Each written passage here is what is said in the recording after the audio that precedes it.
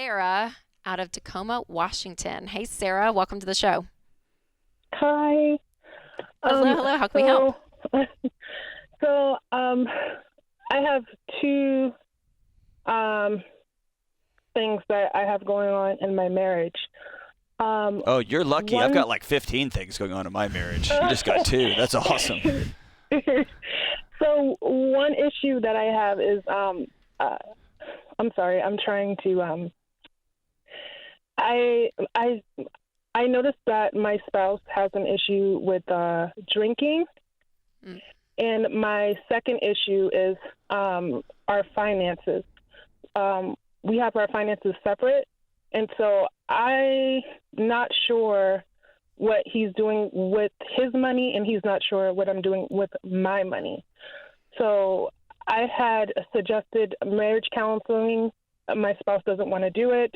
I had suggested counseling for him. He doesn't want to do it. So I'm like, what do I do next? I'm like kind of. Are you safe?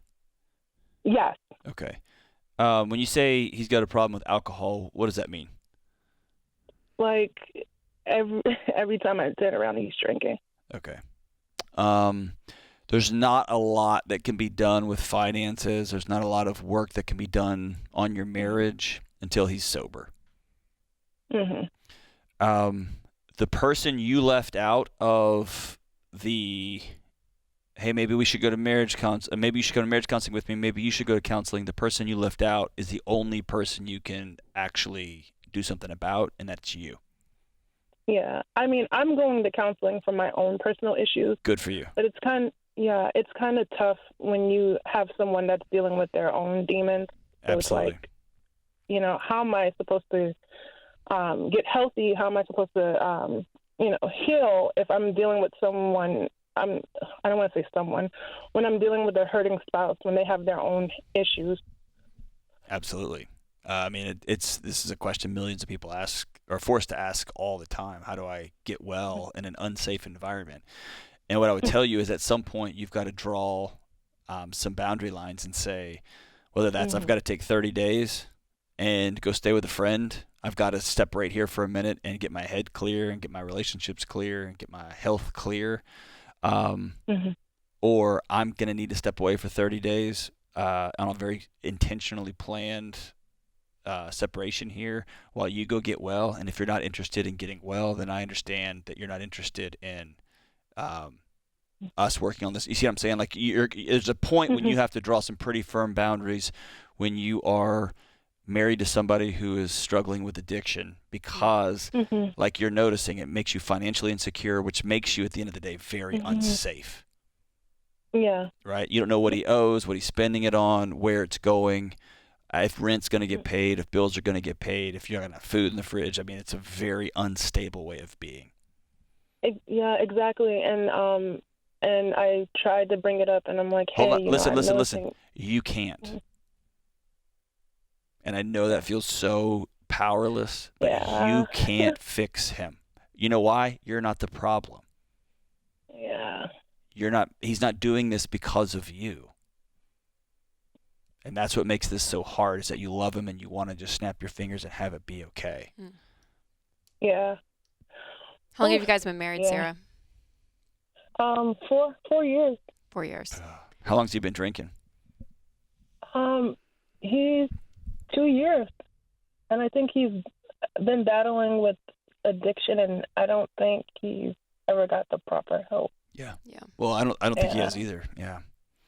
At the end of the day, you can control your thoughts and your actions and how much you love him. And then at some point, you've got to draw boundaries that make sure you're safe and that you can have peace. And those are very, very complicated, hard conversations. I'm glad you have a relationship with a professional counselor. And Sarah, and that's I'm sorry, go ahead. No, go. You're good.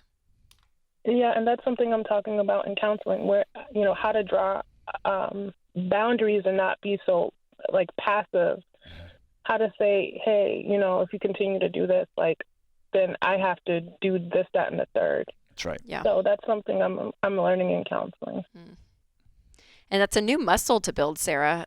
So give yourself some grace in that, you're right? Like practicing if you're, this. It's a totally new thing. if this is a new way of looking at life in a new lens and even a new way to communicate and say out loud, like that's scary, right? Like if there's, even if there's like a level of intimidation, you don't want to hurt him. I mean, there's so much. And if you've been a peacekeeper your whole life, when you're growing up, if it was your job to make sure not to say the wrong thing because mom was going to fly off the handle and dad would get mad.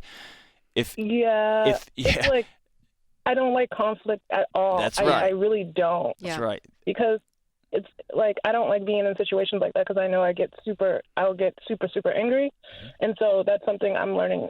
Also, too, is how to control my anger and get my point across. So.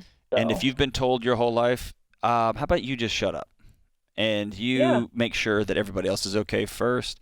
That what you need and what you want and what you feel just gets compressed like gets pushed and pushed, and eventually that stuff comes out in rage, right? Comes out in rage. Yeah. And so here's the deal. You are, like we tell people who are on baby step 1 when they're just trying to get that $1,000 and they've been grinding at it for 2 months and they're trying. Yeah. You're on the right path. It's just going to be hard because you're doing something your body has never done before, and it's going to be tough. Exactly. But you got this, Sarah. Yeah. And you deserve that, right? Like there's to have that peace. And not to go super tactical as we end this segment, but you mentioned about the separate accounts, and we come on the show day in and day out telling married couples, joint accounts, except when there's issues. If there's a divorce looming, if there's a separation, if there's an addiction, rampant addiction, we say that's a time to actually to keep them separate. So hear me say that loud and clear that I would not combine accounts with him. With an addict, because it's not going to help the situation. You guys need to heal your marriage first, and then out of that comes combining your accounts and working together with your money. But the money is a totally side subject at this point. Healing and getting boundaries for you, Sarah, is the number one goal. So thank you so much for calling. I hope that helps.